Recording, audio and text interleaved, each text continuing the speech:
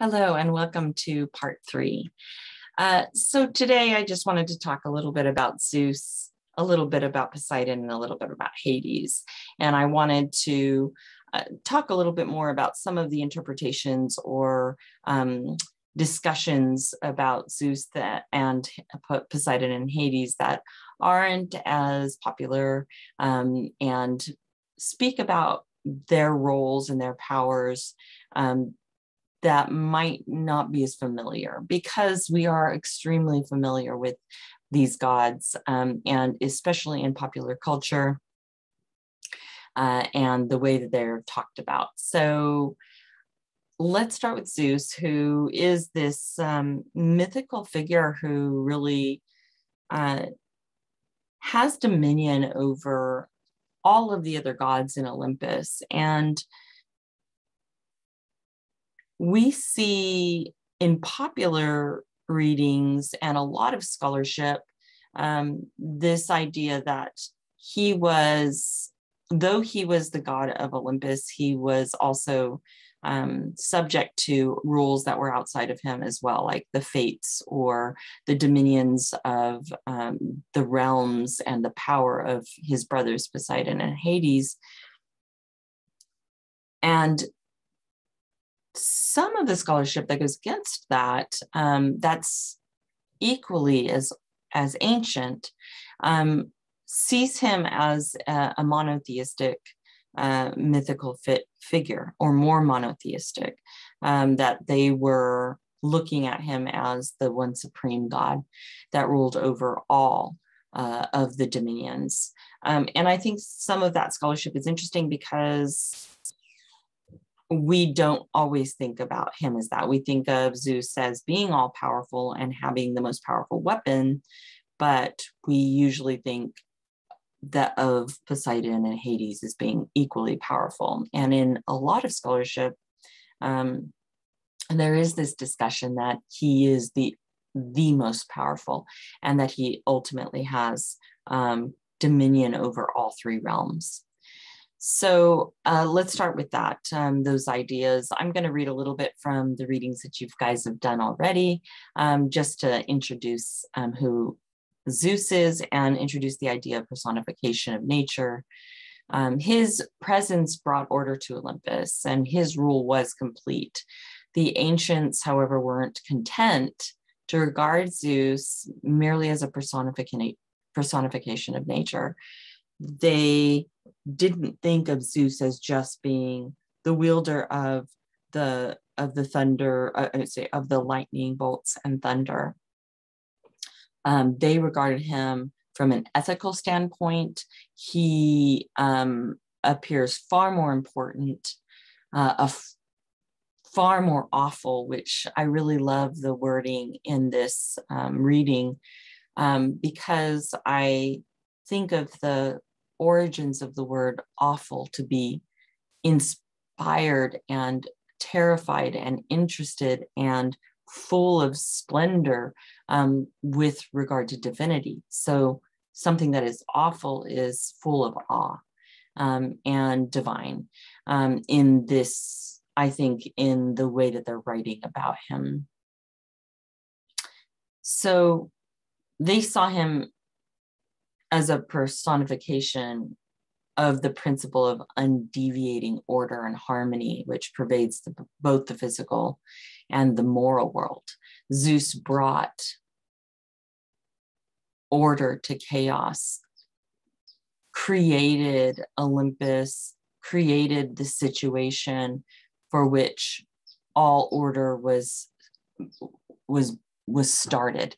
Before we see this kind of more brutal or brute force, this not exactly ordered cosmological world, right? So we see the building and the making of things in the previous generations, and Zeus really becomes the figure that brings law and order to Olympus and to the world. His law and his order.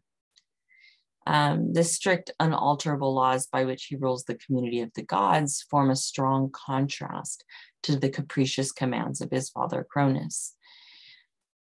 Hence, in the reading. It says Zeus is regarded as the protector and defender of all political order. And we're going to see this when we get into the stories of Athena and Athena becoming kind of the goddess that helps to enact the order and speaks to the order that Zeus brings.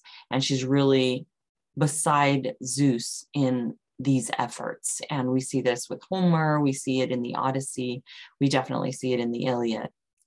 And so we're going to talk a little bit about those, about Athena in another lecture, but I think it's important to recognize that this is one of the major things that Zeus brings to this world of the ancient Greeks. But there are other interpretations of Zeus that reach far back in antiquity. Some of the myths I think that are interesting are myths that are associated with Zeus, but are part of smaller stories, because we think about the world in antiquity, many times with Greek myth or classic myth, we think that it's this homogeneous story, that there is one or two stories, but really we are entering a world where there were smaller fragmented areas that would erupt in warfare. And so the peoples of ancient Greece, we don't think of as just Greek, we think of them as Minoan or Spartan. And that's a really good way to think about it, is that there are these fighting, these warring areas and tumultuous times, and a deep connection to the very specific places that these myths are being spread, spoken about, oral tradition, all of that. And so we get this idea that they, later on, as stories were told in small villages, cities, they start to bring about a larger collection. And when they're written down, it becomes much more homogeneous and much more collected and seen as one big work of myth. But really, it's the bringing about of separate, right, little smaller stories. And we can see this also as an example, and we will get to this as well when we talk about figures, mythological figures like heroes, such as Heracles or the Roman Hercules, where many of these smaller areas had their own heroes, and those stories were proliferated and at some point in time probably became part of this larger river of the stories of Hercules, for example, and the trials of Hercules. And that's an example of how we might look at these mythological tales, that they were small, they were once very specific to places. And I bring that up so that I can kind of introduce one of the more interesting interpretations of Zeus, and that is the temples that were found with statues, and one in particular, a wooden relief that was created where we see Zeus with 3 eyes. And I think that that's a really interesting idea, because we don't usually see Zeus with 3 eyes. And they are extremely ancient, some of these examples. And there are multiple interpretations about why Zeus might be made to have 3 eyes. One suggesting that Zeus and the Cyclops were kindred mythological figures, and they had powers associated with lightning and thunder. They were connected. And so some scholars believe, or some scholars and some that were talking about a very specific placement of these artworks with Zeus with three eyes, wanted or thought that it was representing that connection between the Cyclops and Zeus. And I think that that's particularly interesting because in the story of Zeus and in the Iliad that I read in the last part, there's this discussion of the gifting of the different, specifically the gifting of the different weapons that are given. And these Cyclops were down in, imprisoned in Tartarus, and they spent their time wisely and they created these amazing gifts of weapons for when Zeus obviously later on, fought against Cronus. So I think that that's particularly interesting. I think another interpretation that you might think about is that another scholar suggests that the older representation of Zeus may be speaking to his suggested dominion over all three realms, including the seas and the underworld. This interpretation clings to a monotheistic idea, or it suggests a monotheistic idea. Apollodorus being one of the people that spoke to this early idea or concept, and it's hinging on monotheism, placing Zeus as the supreme being across all realms is a very different way of thinking about it, because we often think when we're reading these that each of the brothers had complete dominion over their areas. So I think it's an interesting argument or discussion about that.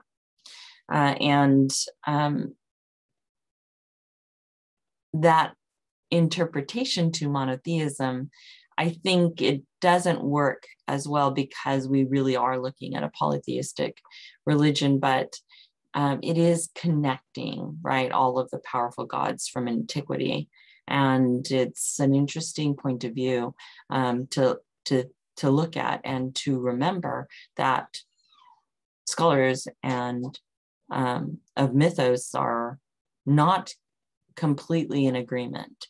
And so we will get to a little bit of a discussion at a later point with regard to the major sources that we're looking at and how different and how they diverge. And we obviously get Hesiod and Homer, who were writing around the same time, but we also get all of these stories from the Orphic mysteries that are quite interesting. And I will dive into that, though it's a little bit more of a mysterious and strange collection of stories that surround the gods that a lot of times diverge from the popular stories that we're used to. I also find the stories about Zeus's strange birthings very interesting. And obviously we're probably pretty familiar with his consorts and conquests and the tension that it brings to his marriage with the goddess Hera. And some of those are very popular and very popularized. We have Leda and the Swan by Yeats, and this poem that's very popular. You've probably already done an analysis of that poem. If you haven't, and you should look it up. I'll provide a link for it when we get a little bit further into Zeus at a different time. I think even more so are interesting to me are these strange birthings of the children of Zeus. Primarily, I really want to talk about Athena and Dionysus. Athena, I will talk about when I talk about Athena, when I discuss Athena and Hera and Aphrodite and the feminine goddesses of antiquity. But I want to just throw out one of the stories, the story of Dionysus' birth. So obviously we're familiar with the consorts and lovers making that marriage between him, Zeus and Hera, tense to say the least.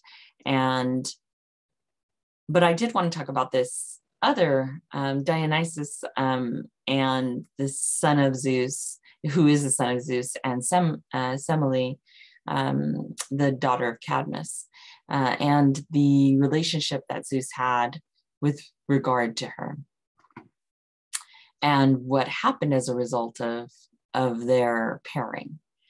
So out of jealousy, Hera, the wife of Zeus, persuaded the pregnant Semele to prove her lover's divinity by requesting that he appear in his real person. And Zeus is so, there's this power behind Zeus that to look at his divinity would cause death to mortals. And the story goes that when Semele is confronted with Zeus' true form, that the thunderbolts and the power make her combust and surround her with flames. And as a result of that, something happens with pregnant Semele and Dionysus as a result. But before we get to that, I wanted to just kind of show you this because it reminds me.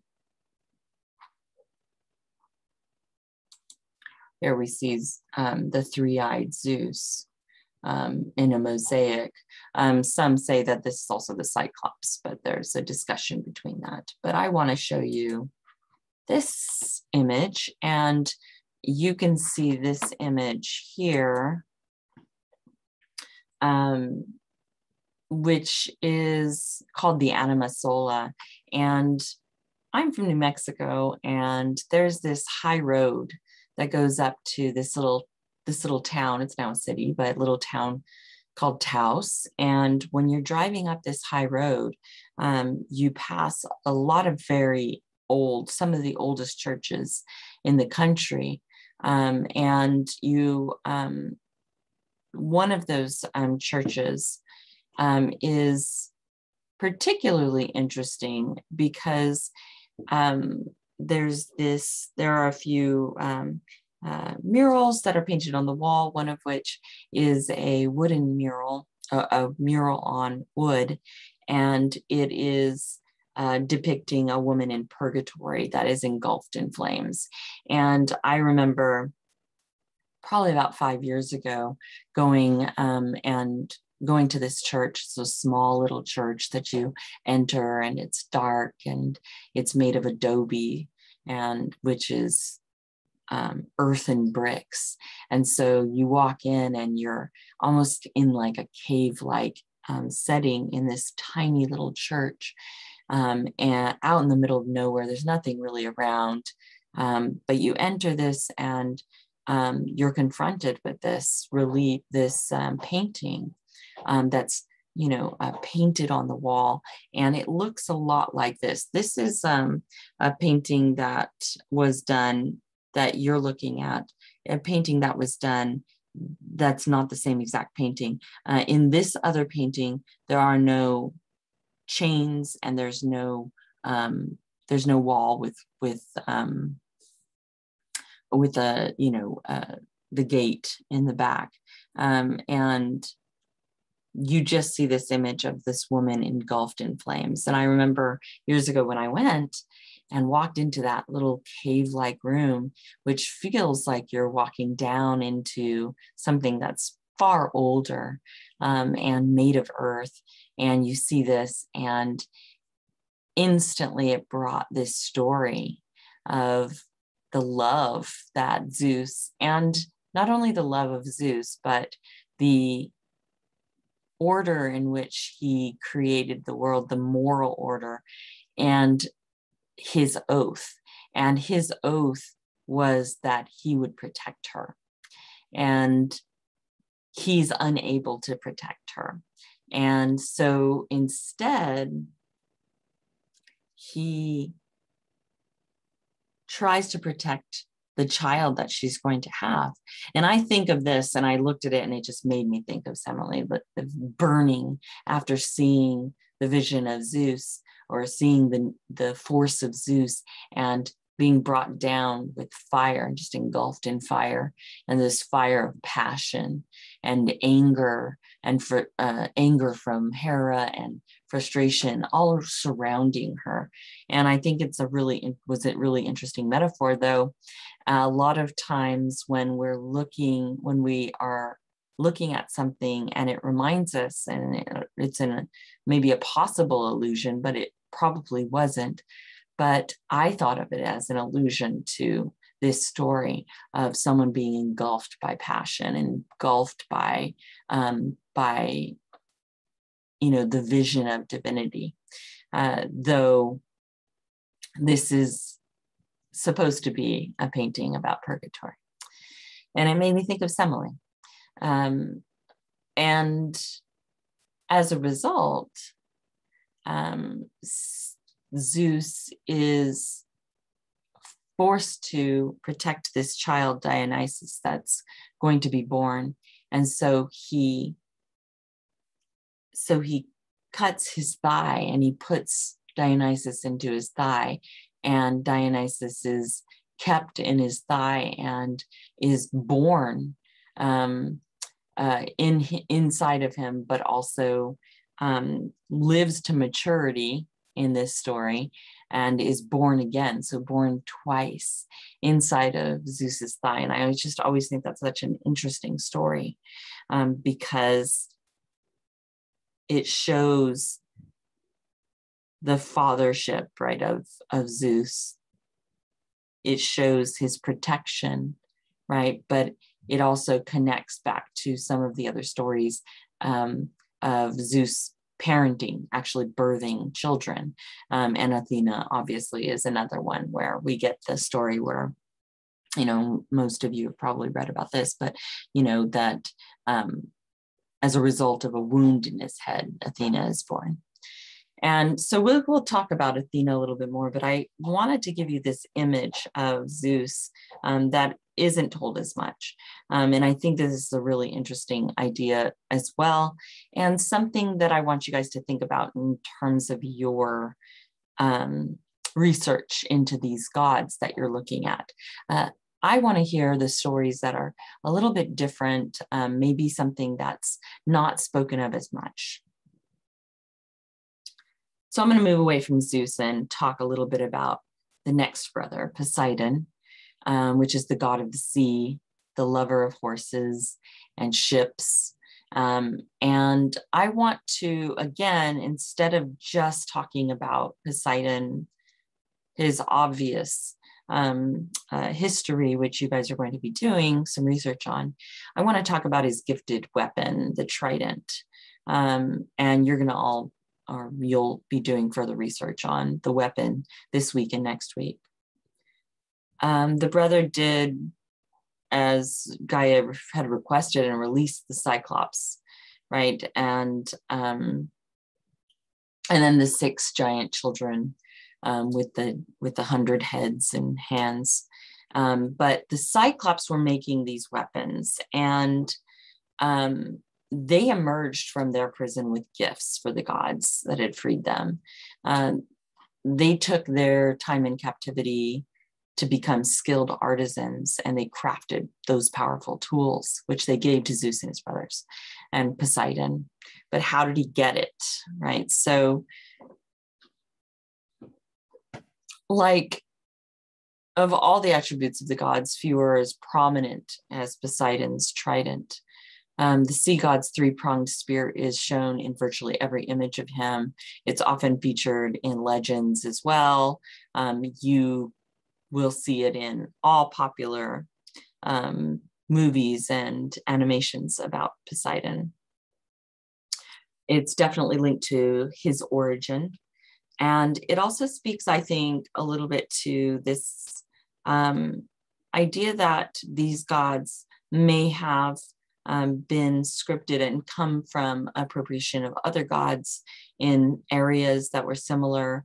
And we see with the trident a definite connection to the trisula. And you guys are going to be doing some research, I'm sure, on the trisula, so I won't get into that. He's always pictured with his trident. And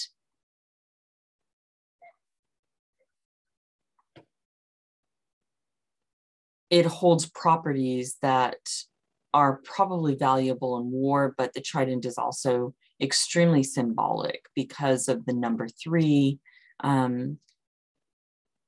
because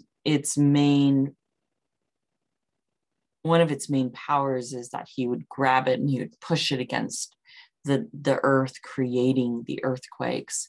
So just like we see Zeus with his lightning bolts, we see Poseidon as creating the earthquakes and the tsunamis and the floodings of the seas. And that also speaks to something about his personality, I think. His personality being kind of the grumpier brother. He's often depicted in artwork as being this Zeus figure, looking almost exactly like Zeus, but with anger in his eyes and a frown on his face. So if you find pictures that look a lot like Zeus, but they're angry looking, that's Poseidon. And I think it has something to do with this weapon that this destructive force and fearful force. And that has something to do with that. His personality. So let's talk a little bit about Hades as well. Although rarely appearing in Greek art, when he does, Hades carries a scepter or a key as a sign of his authority. And the Romans illustrate him carrying a cornucopia. So you'll probably see a lot of artwork that shows him holding this giant cornucopia. And he also looks very much like an angry version of Zeus, thundering, angry.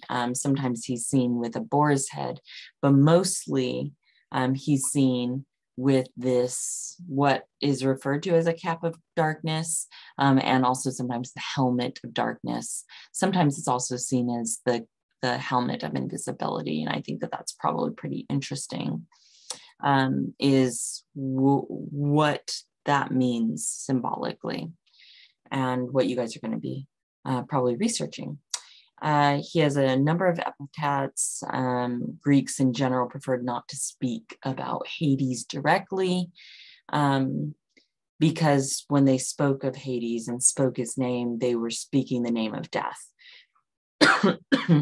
And they didn't specifically or particularly, they didn't speak of him concerning their family and their friends.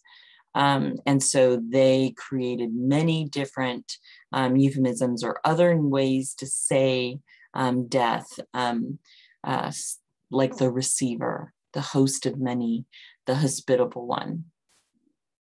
The Romans adopted Hades for their mythology, calling him Pluto or Dis, and obviously he is married to Persephone and Proserpina. So in Roman, in the Roman name. So he's the ruler of the dead. He's grim, he's mournful. He's also severely just. Once, and this has probably to do with the fact that once you enter the world, the underworld, the world of the dead, you do not come back from it. You don't escape from it. And that positioning of his realm, the need to be completely and utterly justified in not bringing back the dead is important. And that is the reason why he's seen as grim and unyielding. And he only left the kingdom himself to abduct Persephone,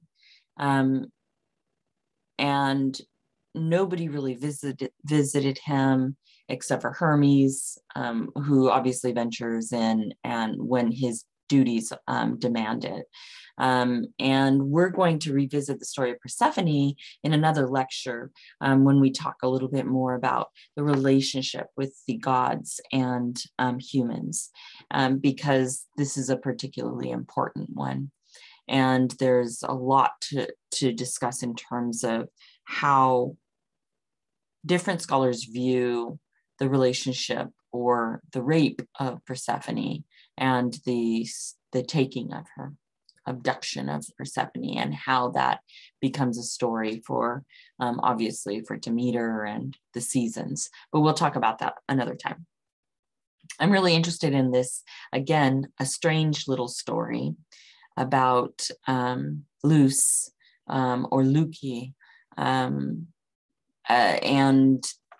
the origin story. It's kind of a little origin story of the poplar tree, the white poplar tree.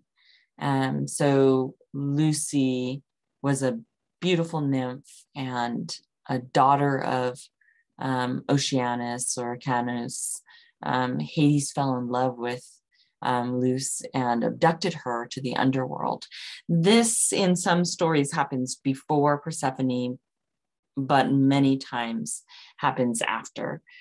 So there's a little bit of a discussion about when this happened. She lives out the span of her life with Hades.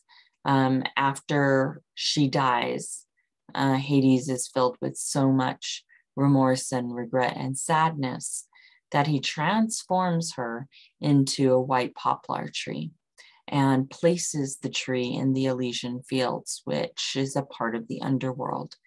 And we see, as a result of that, we see this tree being associated, the poplar tree and the white poplar tree, as being associated with areas where the underworld begins. So portals to the underworld where there are more than one. And we will get a little bit further into that in October when we really kind of get into the landscape, the places of the underworld and the places of prophecy. And we talk a little bit about Delphi and a few other places. But I think that this is a really interesting story as well, because it positions Hades in a way that shows how attached and how he doesn't leave this particular place. We see lots of stories about Zeus everywhere in the worlds. And we see Poseidon as well leaving his dominion as well. But we don't get many stories. In fact, one of the only stories we get is about Persephone. And our idea, our concept of the underworld as being this place that you don't leave, that you don't come back from. And I think that that's particularly interesting. And it's also a story of probably a need for companionship, but understanding that that companionship comes with a price, and that price is entering this underworld and not returning. And it also is a really nice story of the beginnings, the origins of things. And that's where I think we end with this idea, or this concept of the Elysian field, Hades pining over Zeus and this tree that's created as symbolic of the entryway, the portal to his domain and his realm. And the vulnerability that exists within that story, I think, is really interesting as well. So that's where I'm going to leave you today. With these 3 deities that you're going to be doing more work on, discussing with one another, there is a proliferation of stories that you're going to come across. And I'm asking you to dive into those stories and learn a little bit more about this deity that you've been assigned, and to have this conversation with one another. And I think that this is a really good opportunity for you to informally, with the discussion post, to informally really discuss and talk about your chosen God, and to dive into the shallow waters and start to look at some of the different stories that pop up around them. You're going to be inundated with lots and lots of stories, and that's why I'm asking that you consult another source that you find to be credible, and look and see what you can learn about your God in a way that's a little bit different or distinct from the normal, popular stories. And if you don't find a lot and you still want to talk about the popular stories, you're more than welcome to. And this is really trying to dive into at least one deity, because we might not get the chance to do that with some of the others. And these are particularly important ones. And we're going to get into some of the more feminine goddesses after we talk about Prometheus, and talk a little bit about the other side and how we deal with female mythological figures and women as well, human women, in the stories of the Greek myths. So that's what I have for you today. I hope you have a really great day. And if you have any questions, come and see me in office hours and send me an email. I will talk to you soon. Bye-bye.